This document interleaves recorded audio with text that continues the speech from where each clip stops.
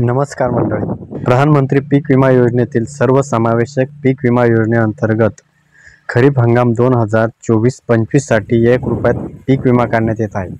अतिवृष्टी, वादळ, पूर, पावसातील खंड काढणी पश्चात नुकसान या संकटापासून पिकांना केवळ ₹1 विमा रक्षण प्राप्त होणार आहे.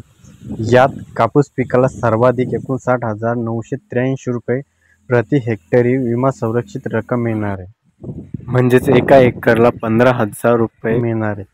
प्रधानमंत्री पीक विमा योजनेतील सर्वसमावेशक 2024 आणि 25 साठी मूग पिकाला ₹25,000, उडीद पिकाला ₹26,000, ज्वारी पिकाला ₹32,000, सोयाबीन पिकाला ₹55,000, मका पिकाला ₹35,000, कापूस पिकाला एकूण ₹60,983 तर तूर पिकाला ₹36,000.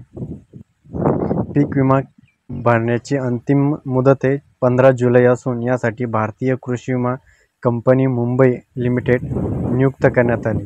यासाठी 7/12, 8चा उतारा, आधार कार्ड व बँक पासबुकची झेरॉक्स, पीक पेरा, स्वयं घोषणापत्र ही कागदपत्रे आवश्यक आहे. हा विमा जन सुविधा केंद्रावर आपले सरकार केंद्र या ठिकाणी भरता येणार आहे. विम्याबाबत अधिक माहितीसाठी कृषी सहाय्यक, कृषी पर्यवेक्षक मंडळ, कृषी अधिकारी तथा तालुका कृषी अधिकारी यांच्याशी संपर्क साधायचा आहे, असे आवाहन राज्य कृषी विभागाने केलेलं आहे. तुम्ही आत्तापर्यंत पीक विमा भरलेला नसेल तर लगेच पीक विमा काढून घ्या. पुन्हा परत त्याची मुदत वाढेल, पण 2-3 दिवसासाठीच वाढेल. मात्र आत्ता सध्या गर्दी कमी आहे. आपले सरकार सुविधा केंद्रावरतीही